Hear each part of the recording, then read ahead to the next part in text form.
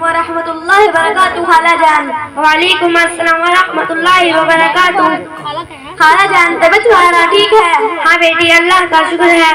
खाला जान, अब तो आराम मिल गया होगा क्योंकि घर में जो बहू आ गई है। हाँ बेटी, बहुत आराम मिल रहा है, ये तो मेरा दिल ही जानता है। क्या हुआ खाला जान? क्या बताओ बेटी, जब से मेरे घर में आई है तब से मेरा जीना हराम कर दिया है। हर वक्त अपने कमरे में घुसी रहती है, कोई चीज मंगाती हूँ तो आनाकानी करती है। बस बेटी, बहुत परेशान हूँ अपने बेटे और बहू से। अस्सलाम वालेकुम व रहमतुल्लाहि व बरकातुहू। भाभी जान। वालेकुम अस्सलाम व रहमतुल्लाहि व बरकातुहू। सबा, और सबा कैसी हो तुम? अल्लाह का शुक्र है भाभी जान। भाभी जान, आप भी ठीक हो? हाँ सबा, अल्लाह का शुक्र है। भाभी जान, आपके चेहरे पर खुशी नजर नहीं आ रही, क्या हुआ भाभी जान? सबा, चेहरे पर कैसे खुशी नजर आएगी जब जिंदगी में सुकून ही नहीं है। क्या हुआ भाभी जान? आपकी तबीयत तुम्हारा ठीक है? तबीयत तो ठीक है, लेकिन घरेलू टेंशन ने बीमार कर दिया है। सोचा था कि शादी के बाद अपनी माँ को छोड़ दूंगी तो सास की शक्ल में माँ और नंद की शक्ल में सहेली मिलेगी, लेकिन मेरी सास के रवैये ने मुझे उलझन में डाल दिया है। तब देखो जब देखो तब डांटती रहती है, जरा सी गलती हो जाती है तो मेरे ऊपर पहाड़ टूट पड़ता है। मेरी इस घर में इतनी भी इज्जत नहीं है कि मैं अपनी मर्जी से कोई एक काम भी कर लूं।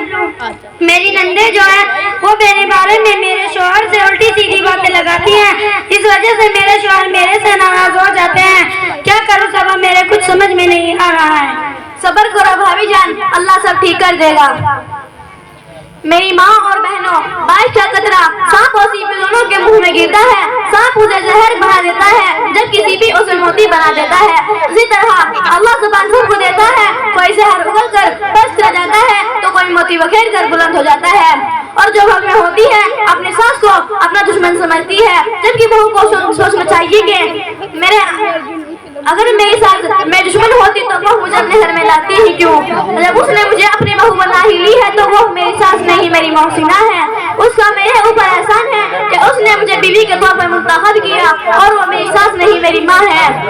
और बहू को सोचना चाहिए कि मैं इस घर में नई आई हूँ तो और बहू को सोचना चाहिए कि मेरे आने से पहले यह अवस्था घर थी, अवस्था घर था, माँ थी, बेटी थी, बेटा था, खाविंद था, आपस में सब प्यार मोहब्बत से रहते थे। मेरी सास ने मेरे शोहर को कितनी मोहब्बत से पाला होगा। मैं इस घर में नई आई हूँ तो मुझे अपने शोहर को अपनी सास से अलग नहीं करना है और बहू को सोचना चाहिए कि अल्लाह ने मेरी खाविन के लिए अल्लाह ने मेरी सास से हम लोग के नीचे जन्नत बनाई है। और जब बहू इस बात पर समझ लेगी तो किरण के माँ बेटे की मोहब्बत में कील नहीं ठोकेगी, बल्कि बहू का ये अमल सास बहू में मोहब्बत पैदा कर देगी। बहू भी सोचती है कि सास मुझे अपनी की तरह माने, लेकिन वो अपनी सास को अपनी माँ की तरह नहीं मानती। अगर सास बहू को अपनी बेटी की तरह माने और बहू अपनी सास को अपनी माँ की तरह माने तो घर में कोई झगड़ा ही नहीं है। बाज़ औरतें इसलिए नाराज होती हैं कि वो अपनी सास को उन्हें वक्त पर खाना नहीं मिलता। बहुएं भी बहुत होशियार रहती हैं, वो अपने खाविंद को अपने कब्जे में कर लेती हैं, उसके बाद सास को एक कोने में पड़ा रहने देती है। ये चीज इतनी बुरी है कि सास को माँ और ससुर को बाप का दर्जा दिया है। आने वाली बहू ये समझे कि मैं इस बूढ़ी औरत की हरमत करूंगी तो मैं अपने खुदा को राजी कर लूंगी, और इसलिए सास से हरमत करना और बेहतर हो गया है। मैं सास और बहू दोनों कहूंगी कि सास अपनी बहू को बेटी की तरह माने और बहू अपनी सास को अपनी माँ की तरह माने तो घर में कोई झगड़ा ही नहीं है। मैं उम्मीद करती हूँ कि मेरी माँ और बहनों इस बात पर अमल करेंगी और अपने घर को बिगड़ने से बचाएंगी। अस्सलाम वालेकुम।